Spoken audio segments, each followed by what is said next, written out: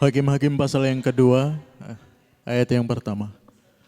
Lalu malaikat Tuhan pergi dari Gilgal ke Bokim dan berfirman, telah kutuntun kamu keluar dari Mesir dan kubawa ke negeri yang kujanjikan dengan bersumpah kepada nenek moyangmu. Dan aku telah berfirman, aku tidak akan membatalkan perjanjianku dengan kamu untuk selama-lamanya.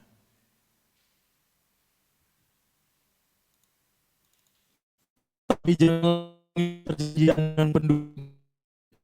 Mezbah mereka haruslah kamu robohkan, tetapi kamu tidak mendengarkan firman-Ku. Mengapa kamu berbuat demikian? Lagi aku telah berfirman, aku tidak akan menghalau orang-orang itu dari depanmu, tetapi mereka akan menjadi musuhmu dan segala allah mereka akan menjadi jerat bagimu. Setelah malaikat Tuhan mengucapkan firman itu kepada seluruh Israel, menangislah bangsa itu dengan keras. Maka tempat itu dinamai Bokim, lalu mereka mempersembahkan korban di sana kepada Tuhan. Setelah Yosua melepas bangsa itu pergi, maka pergilah orang Israel itu masing-masing ke milik pusakanya untuk memiliki negeri itu. Dan bangsa itu beribadah kepada Tuhan sepanjang zaman Yosua dan sepanjang zaman para tua-tua yang hidup lebih lama daripada Yosua, dan yang telah melihat segenap perbuatan yang besar yang dilakukan Tuhan bagi orang Israel. Dan Yosua bin Nun, hamba Tuhan itu, mati pada umur 110 tahun. Ia dikuburkan di daerah milik pusakanya di Timnat Heres, di pegunungan Efraim, di sebelah utara Gunung Gaas. Setelah seluruh angkatan itu dikumpulkan kepada nenek moyangnya, bangkitlah sesudah mereka itu angkatan yang lain, yang tidak mengenal Tuhan ataupun perbuatan yang dilakukannya bagi orang Israel. Lalu orang Israel melakukan apa yang jahat di mata Tuhan, dan mereka beribadah kepada para Baal. Mereka meninggalkan Tuhan, Allah nenek moyang mereka, yang telah membawa mereka keluar dari tanah Mesir, lalu mengikuti Allah lain dari antara Allah bangsa-bangsa di sekeliling mereka, dan sujud menyembah kepadanya, sehingga mereka menyakiti hati Tuhan. Demikianlah mereka meninggalkan Tuhan dan beribadah kepada Baal dan para Asitoret. Oke, hari ini kita lanjut lagi, kita bagi-bagi pasal 2. Saudaraku, ada yang unik dari ayat 6. Tiba-tiba Alkitab mencatat itu berbalik arah. Balik pada zaman Yosua. Seringkali Tuhan itu ketika kita asik-asiknya bermain dengan hidup, ketika asik-asiknya kita diberkati, asik-asiknya hidup yang diizinkan menikmati hal-hal pohon-pohon yang baik dari dunia, dari bumi, yang buahnya baik untuk dimakan. Dunia itu tidak semuanya jahat. Kita tidak dilarang Allah menikmati yang dunia tawarkan, yang ditumbuhkan Allah di taman di Eden sebelah timur. Yang mewah, yang mahal, tidak semuanya itu dilarang Tuhan. Yang mewah, yang mahal, tidak jahat di hadapan Tuhan. Karena manusia yang beri harga. Tetapi menjadi jahat ketika harga yang kita bayarkan itu menyimpangkan kita dari langkah kita mengikut Tuhan. Ini penting, saudaraku. Karena Alkitab mencatat kitab Kejadian di mana Allah meng-create dari bumi, matahari dan segala isinya alam semesta. Lalu Allah menumbuhkan pohon-pohon yang baik, buahnya untuk dimakan, yang di bumi ditumbuhkan di taman di Eden sebelah timur. Kita punya hak. Orang lain bisa tidur di hotel yang mahal, itu kita akan dibawa Tuhan menikmatinya. Tetapi kalau itu sebuah keharusan buat kita, itu yang jadi berhala. Tuhan tidak melarang anak-anaknya senang. Tuhan tidak melarang anak-anaknya kalau punya me time. Kalau punya waktu terhadap keluarga. Itu sebuah keharusan karena Alkitab mencatat itu. Tetapi kemewahan, mahalnya dunia itu yang menjadi jerat buat saudara, menjadi ikatan buat saudara, yang saudara katakan harus. Dan saudara mulai meninggalkan kalau Tuhan ingin berbelok dulu. Tuhan ingin saudara melayani sedikit lagi. Tuhan ingin membagikan harta saudara sedikit lebih banyak. Menyediakan waktu lebih banyak lagi buat Tuhan. Mungkin berdoa, baca firman, ngantuk pulang kerja capek. Ngantuk ngurusin usaha capek. Tapi tiba-tiba Tuhan buat saudara bangun di malam hari berdoa, lalu baca firman. Dahulu kala di zaman Musa dan Yosua, saudara taat. Tapi ketika sudah punya usaha, ketika pelayanan sudah diberkati, saudara sudah tidak mengutamakan kasihlah Tuhan Allahmu dengan segenap akal budimu, segenap kekuatanmu, segenap jiwamu. Saudara akan berbicara dengan Tuhan, Tuhan aku capek, besok mau kerja lagi. Tuhan urusanku besok banyak, jadi saya nggak bisa berdoa, saya mau tidur. Saudara sudah mengutamakan pekerjaan saudara daripada kerinduan Tuhan untuk bersekutu dengan saudara. Tetapi dalam persekutuan itu Tuhan akan memberitahu jalan-jalannya, di mana jalan-jalan Tuhan membawa saudara lebih tinggi yang tak pernah saudara pikirkan, tak pernah saudara lihat, tak pernah saudara dengar, yang Tuhan sediakan karena saudara mengasihi Dia. Jadi saudara tetap duduk berdoa, tetap buka Alkitab, tetap baca firman, tetap bersekutu sama Tuhan walaupun seringkali tertidur. Walaupun pagi hari badan sakit semua, kurang tidur. Saudara tetap mau mengorbankan saudara untuk Tuhan. Seperti ketika di zaman Musa, tiang awan, tiang api itu harus ditaati. Tiang awan, tiang api ketika naik, bangsa Israel siap-siap. Lalu ditiuplah sangkakala, dot. Packing, buka kemah. Setelah semuanya siap, diberikan waktu oleh Musa, tiang awan, tiang api akan berjalan. Baru jalan 2 jam berhenti, lalu turun.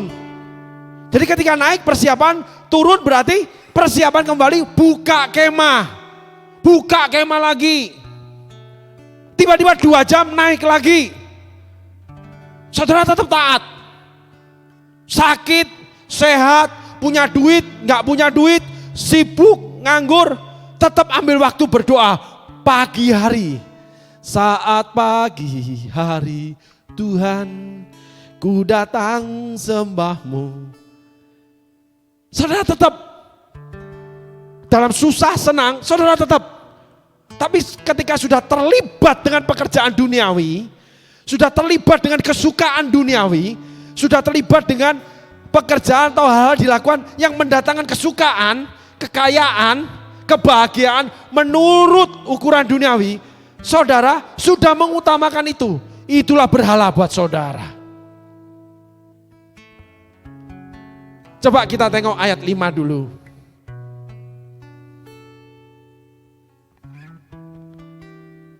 Maka tempat itu dinamai Bokim, lalu mereka mempersembahkan korban di sana kepada Tuhan. Ayat yang keempat. Setelah malaikat Tuhan mengucapkan firman itu kepada seluruh Israel, menangislah bangsa itu dengan keras. Ayat 3.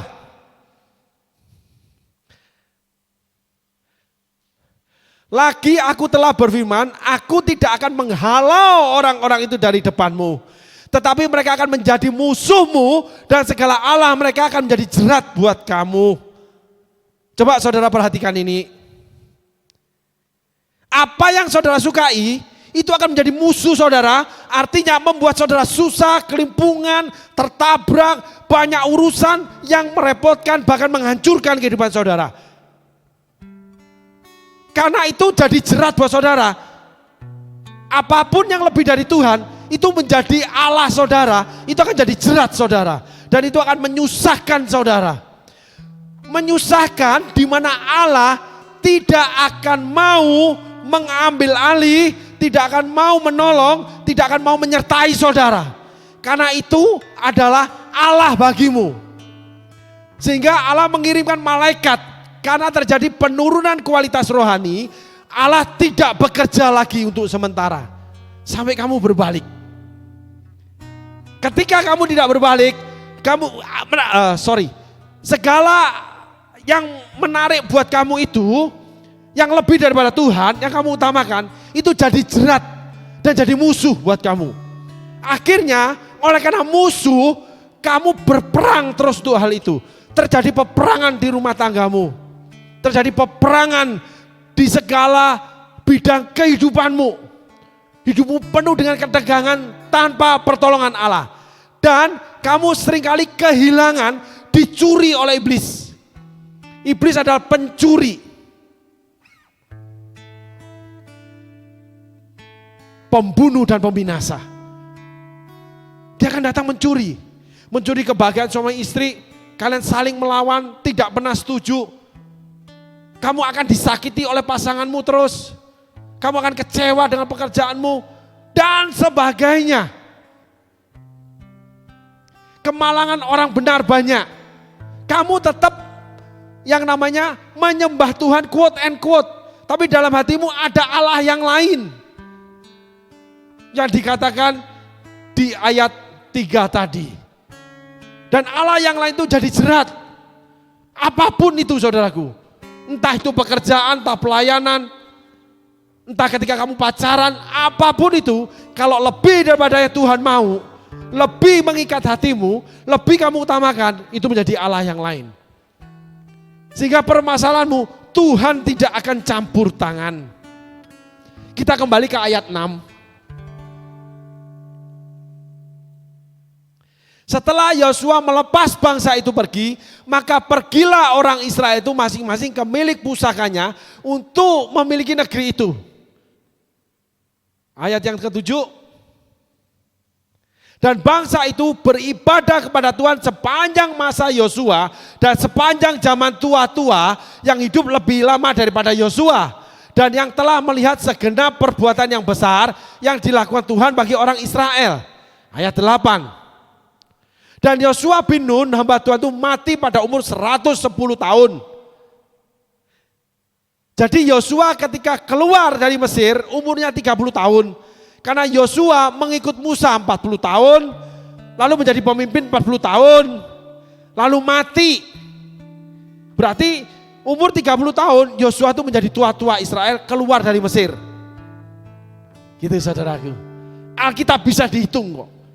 Ketika kita diperlihatkan angka, kita bisa menghitung. Maka saudara harus hafal Alkitab. Penting itu saudaraku. Ya. Ayat selanjutnya. Ia dikuburkan di daerah milik pusakanya di Timnat Heres, di pegunungan Efraim, di sebelah utara gunung Gaas. Ayat selanjutnya. Setelah seluruh angkatan itu dikumpulkan kepada nenek moyangnya, bangkitlah sesudah mereka itu angkatan yang lain yang tidak mengenal Tuhan ataupun perbuatan yang dilakukannya bagi orang Israel. Allah ketika tadi sampai ayat 5, Allah bawa balik lagi pada storymu.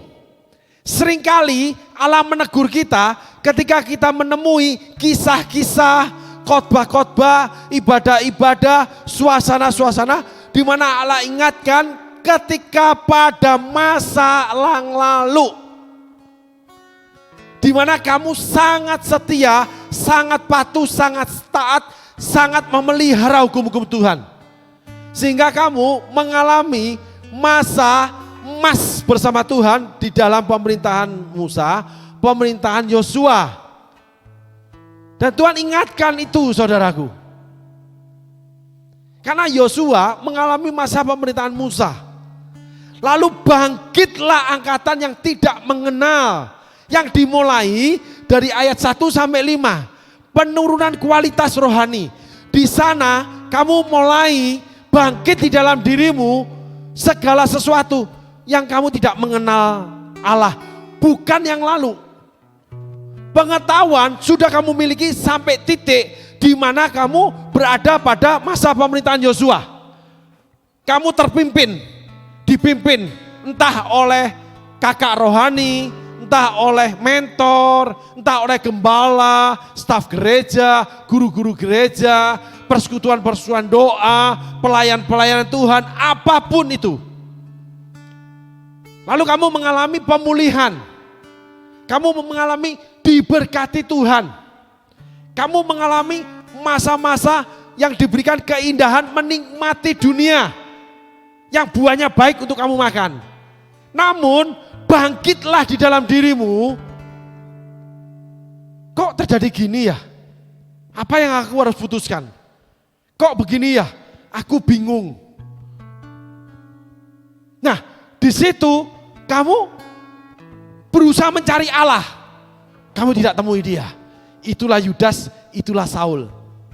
Karena Allah akan balik lagi pada pola utamanya Allah.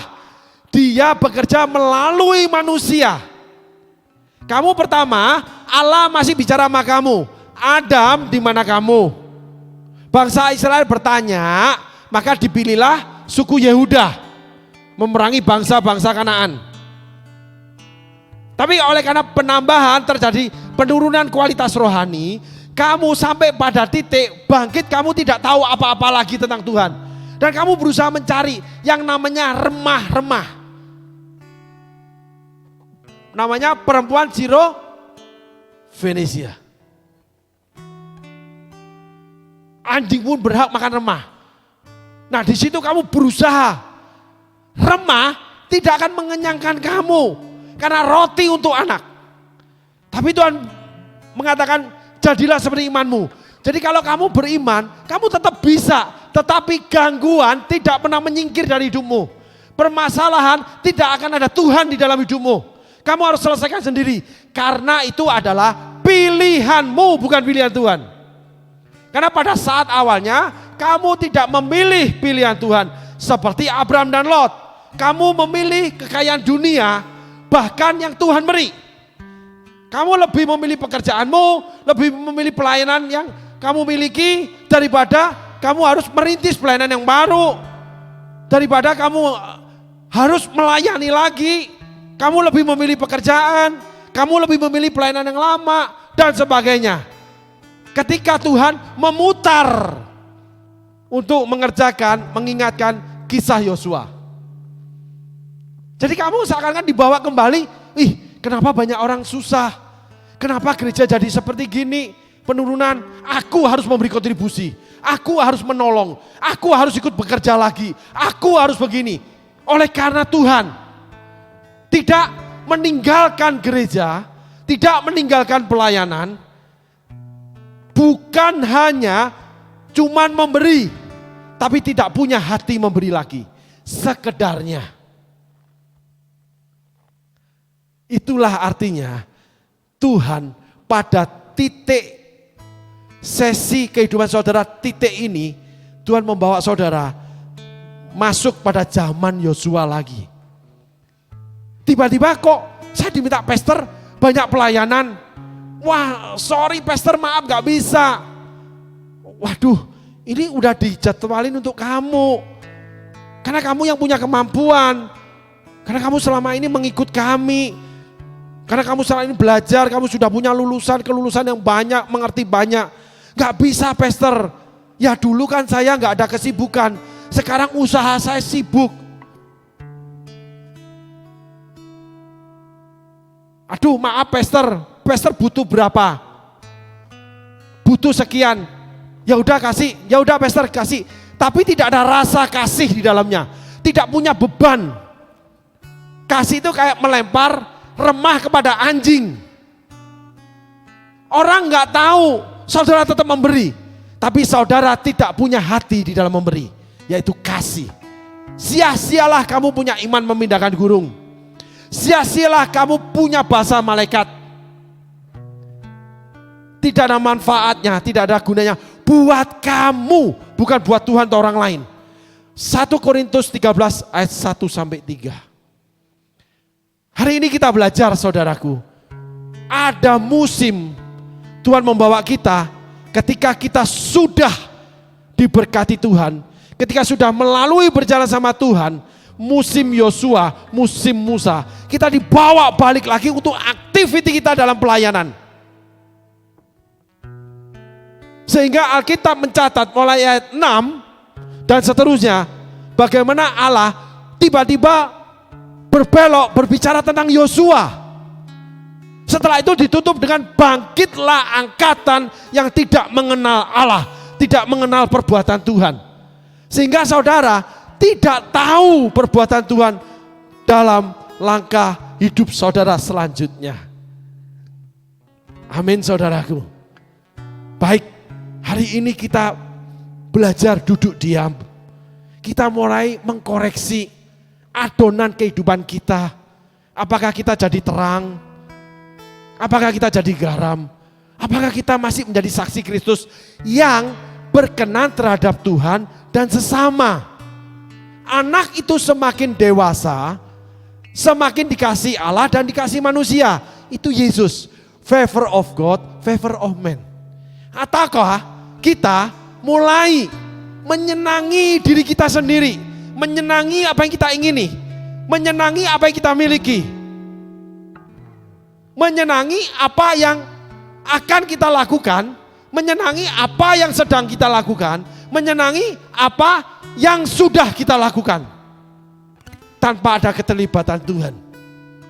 Seperti Lot tinggal lama jadi Sodom Gomora. Akan tiba masanya, saatnya, waktunya Tuhan, di mana Tuhan akan perlihatkan seperti Lot. Saudara yang mengambil keputusan seperti itu akan hidup di tengah-tengah kekayaan dunia, tetapi di tengah-tengah kejahatan dan kebejatan manusia, di mana saudara harus berusaha sendiri. Segala sesuatunya Tuhan tidak akan tolong, Tuhan tidak akan sertai. Tuhan cuma bekerja seperti perempuan Sirofenisia. Jadilah imanmu. Selesai. Tapi kalau permasalahan itu gak ada iman, butuh penyelesaian saudaraku. Jadi pisahkan dua hal ini. Loh, saya tetap diberkati, iman saudara yakin. Oleh karena janji Tuhan, kita sudah pelajari di episode sebelumnya. Tetapi permasalahan saudara harus selesaikan secara dunia. Karena Tuhan tidak ada. Karena permasalahan timbul karena perkara dunia, bukan karena Tuhan. Kalau karena Tuhan, perkara apapun termasuk perkara dunia, Tuhan akan ikut campur tangan. Tuhan akan melepaskan kita dari kemalangan. Karena Alkitab mencatat kemalangan orang benar banyak, tapi Tuhan meluputkannya. Tuhan Yesus berkati. Terima kasih.